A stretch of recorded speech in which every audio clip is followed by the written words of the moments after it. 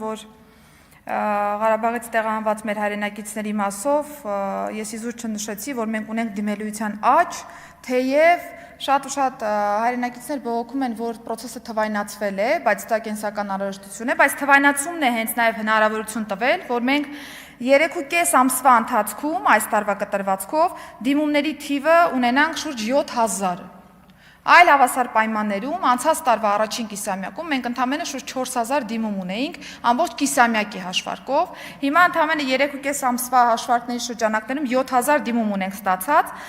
36676 անձի ընդհանուր առմամբ քաղաքացիություն շնորհվել է, ունենք այս պայծրության process-ի մեջ գտնվող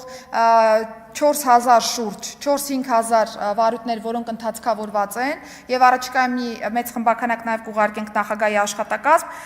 Մի կողմից ես շատ ուրախ եմ, որ մեր հայրենակիցներն ի վերջո որոշել են շարունակելու իրենց կենսագործունեությունը Հայաստանի Հանրապետությունում եւ պետության հետ ավելի ամուր կապ ձևավորելու որպես քաղաքացի։ Մյուս կողմից սա նաեւ մարտահրավեր է մեզ համար, որովհետեւ հարթակի գործարկումը, նաեւ գրավչությունը Հայաստանի Հանրապետության ավելի մեծ հոսքեր է ապահովել այս առումով, բայց մենք միայն տարվա վերջին ենք անցած տարվա կտրվածքով ունեցել մեր խոստման մի փոքր ժամանակային շեղումներ, որովհետև նախկինում նշել էի, որ 1.5-2 ամսվա կտրվածքով հանգուցալուծում ենք, հիմա մի փոքր երկար է տևում, բայց արդեն փորձագիտական նոր անձնակազմ ունենք նաև ներգրաված, որպեսզի այս գործերը եւս արագ ուղարկենք նախագահի աշխատակազմին։ Այնպես որ անհոգ եղեք, ես որևէ process չեմ կապում ընտրական գործընթացների հետ, որևէ ձևով հարցին չեմ անդրադառնում որպես ընտրություն հասցնելու չհասցնելու թեմա, մենք ունենք հանձնառություն այն հայրենակիցների մասով, ովքեր որ ուզում են ստանալ Հայաստանի Հանրապետության քաղաքացիություն եւ